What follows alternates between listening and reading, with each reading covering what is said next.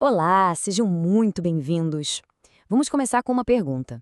O que de fato define uma boa governança? Hoje, a gente vai mergulhar fundo numa ideia fundamental. Governar bem é, acima de tudo, um ato de razão. E isso vai muito além de papelada ou burocracia, viu?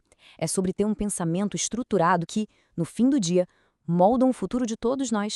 E aqui está a nossa tese central, a espinha dorsal da nossa conversa. Pensem bem nisso. Cada decisão tomada no setor público ecoa na vida de milhares, às vezes milhões de pessoas. Justamente por isso ela não pode ser impulsiva, não pode ser baseada no eu acho. Ela precisa de método, de uma justificativa clara. É a razão que legitima o poder e que constrói a confiança da sociedade. Tá, mas então, o que realmente significa governar?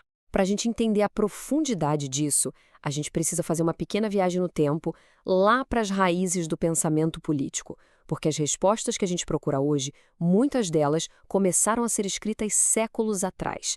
Então vamos começar a nossa jornada na Grécia Antiga, que é o verdadeiro berço da filosofia política. É lá, no dia a dia agitado da polis, a cidade-estado grega, que essa ideia de governar com base na razão começou a ser esculpida. Olha, a governança como a gente pensa hoje não surgiu do nada, né? Foi um longo processo de evolução. Começou com a criação da própria polis, depois passou por reformas importantíssimas como as de Solon, que buscaram um equilíbrio social, até chegar em Clístenes, que lançou as bases da democracia. Cada um desses passos foi um esforço para tornar a vida em comunidade mais justa e, claro, mais racional. E bem no centro desse ideal grego, a gente encontra um conceito fascinante, a frônesis. Foi Aristóteles que nos ensinou que governar não é só sobre ter conhecimento teórico, é sobre ter sabedoria prática. É a habilidade de usar a razão para tomar a melhor decisão possível no mundo real, com todas as suas complexidades. É basicamente a inteligência em ação. Um conceito que, convenhamos, continua super atual. Certo. E hoje?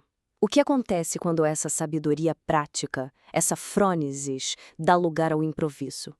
Quando as decisões são tomadas na base da urgência, sem um método claro?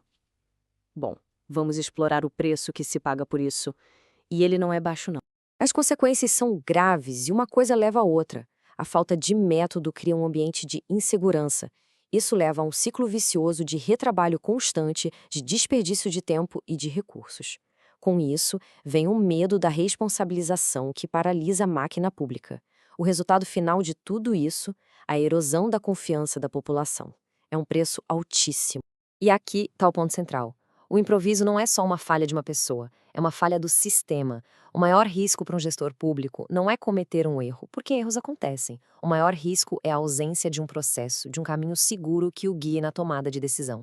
Então, qual é a resposta para o improviso? É a governança. Mas não a governança como um jargão ou um termo da moda. A gente está falando de governança como um método.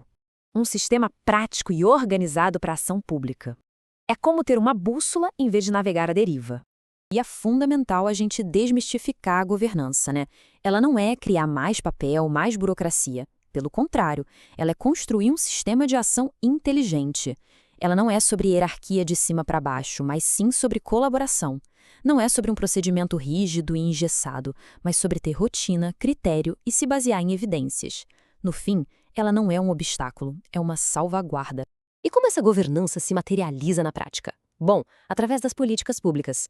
Elas não são só ações isoladas, sabe? Elas são um sistema de decisões, tudo pensado e planejado para transformar a realidade social de uma forma consciente e intencional. E para esse método funcionar de verdade, ele precisa se apoiar em três pilares essenciais. Primeiro, o compromisso, que é todo mundo olhando para a mesma direção. Segundo, a cooperação entre todos os setores da sociedade. E terceiro, a coordenação, para garantir que o esforço de um não anule o esforço do outro. É uma verdadeira sinergia. Ok, tudo isso parece ótimo na teoria, certo? Mas a pergunta que fica é: como a gente transforma esses ideais em realidade? Como podemos dar aos gestores de hoje as ferramentas para, de fato, governar com razão? A resposta, talvez, esteja na fusão entre essa sabedoria clássica e a tecnologia que temos hoje. Lembram do Arconte, aquele magistrado da Grécia Antiga? Pois é, o gestor público de hoje é o herdeiro direto dessa figura. Uma pessoa encarregada de tomar decisões complexas que buscam o bem comum e que precisa, mais do que nunca, ser guiada pela razão. E é aqui que a tecnologia se torna uma aliada poderosa do arconte moderno. Imagine ter um Lyceum digital para buscar a excelência, um oráculo baseado em inteligência artificial para dar mais segurança jurídica, um escriba que automatiza a redação de documentos e até um simulador, chamado justamente de Prónesis, para treinar a tomada de decisões difíceis. Isso é a tecnologia a serviço da razão. No fim das contas, a gente sempre volta para essa lição atemporal dos gregos. A prosperidade de uma comunidade, seja a polis de ontem ou a nossa sociedade de hoje, depende diretamente da qualidade das suas decisões. Depende fundamentalmente do império da razão. E agora fica a reflexão final. A gestão que nos cerca, a gestão da qual fazemos parte, ela é guiada pela razão ou pelo acaso?